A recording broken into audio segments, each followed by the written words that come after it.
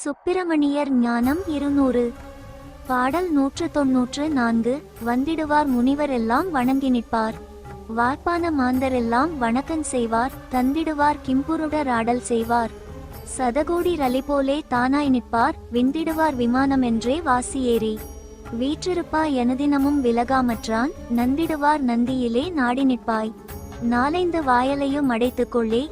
இதன் பொருள், முனிவர்களும் மக்களும் உன்னை வணங்குவார்கள். நீ கோடி சூரிய பிரகாசத்துடன் விளங்குவாய்.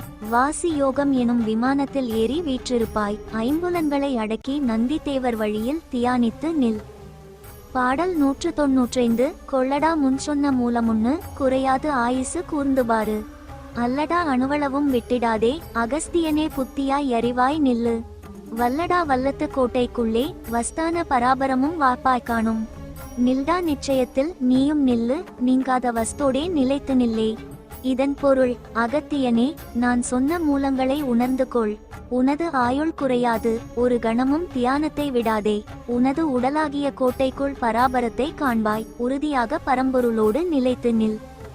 பாடல் 196. நில்லடா ஒரு நிலையாய் நிறுத்தி நீயும். நின்றாக்கால் சிவயோகம் நெடுநாள் நிற்கும். அல்லடா ஆறு என்றும் ஐயனே அனுதினமும் நினைக்க வேணும். வல்லடா வல்லவனாய் இருந்து கொண்டு வையகத்தோர் தங்களையும் மதிக்க பெற்று. செல்லடா சிகரமென்ற தெல்லியுண்ணு. தீவினைகள் தானகற்றி திடமாய் நில்லே.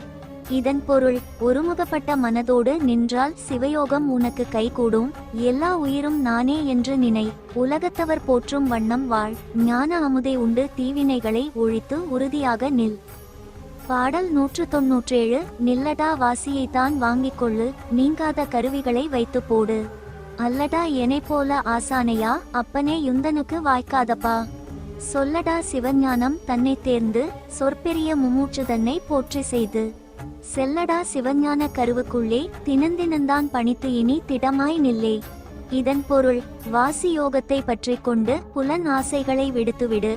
என்னை போன்ற ஒரு குரு உனக்கு கிடைக்க மாட்டார். சிவஞானத்தை உணர்ந்து முக்தி பெற விழைபவர்களை போற்றி நாள்தோறும் இறைப்பணியில் உறுதியாக நில். பாடல் 198. நில்லடா சகலகலை ஞானஞ் சொன்னேன். நீங்காத மும்மூல நிலையுஞ் சொன்னேன். அல்லடா ஆதிவஸ்து யதியச் சொன்னேன். அடங்காத சித்தமென்று ஆடச் சொன்னேன்.